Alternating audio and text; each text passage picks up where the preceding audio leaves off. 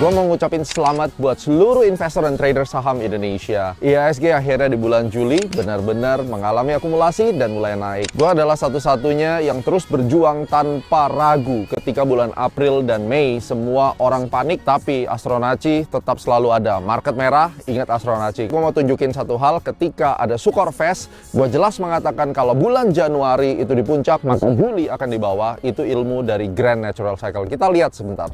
Ini yang perlu Anda ketahui. Yang normal, kalau Januari, market itu berada di puncak. Harga itu naik terus. Sampai Januari, naik terus tuh. Dan crash. Biasa orang bilang apa? Januari effect katanya ya. Kalau Januari dia crash, biasanya Juli itu big bottom. Nah, Anda udah lihat ya, itu adalah analisis berdasarkan Grand Natural Cycle yang kita pelajari. Jadi, banyak yang tanya, Pak Gema, gimana caranya kok Anda bisa tetap yakin ketika hampir semua ekonom senior, semua analis pun bingung mau ngapain? Satu, ternyata pengalaman saya mengalami crash dari tahun 2008, 2011, 13, 15, COVID, yang mana saya selalu pada saat itu berada berdiri tegak untuk meyakinkan investor bahwa at the end of the day, IHSG mau separah-parahnya turun, pasti all time high. Ini nomor satu. Yang kedua, dengan mempelajari keilmuan astronaci, yakni astrologi dan Fibonacci, saya berhasil membuat Eye of Future yang seperti ini. Jadi ini adalah roadmap yang paling mengerikan. Ini kayak cheating sebenarnya. Jadi di bulan April ketika harga itu masih ingin melanjutkan penurunan sampai di bawah 6.000 pada saat itu, kita sudah lihat, tapi saya sudah sampaikan, berdasarkan gambar ini, IHSG itu harusnya akan mulai masuk pre-bottom di Juni minggu kedua, dan even saya sampaikan perang itu berakhir di sana, dan di Juli itu mulai akumulasi, Juli minggu ketiga selesai turunnya, bottoming, dan naik ke atas. Jadi kalau Anda bandingkan dengan chart ini,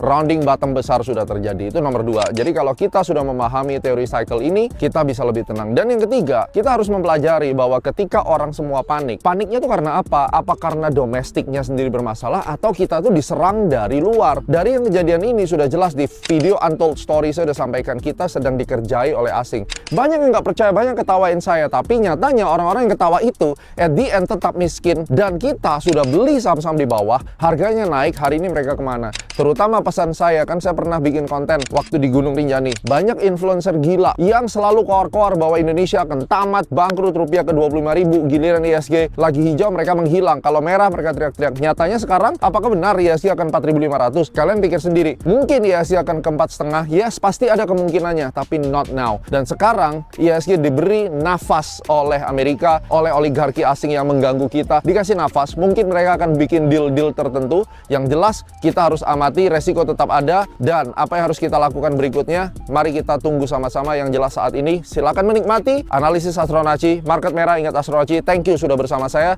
dan saya akan terus mendampingi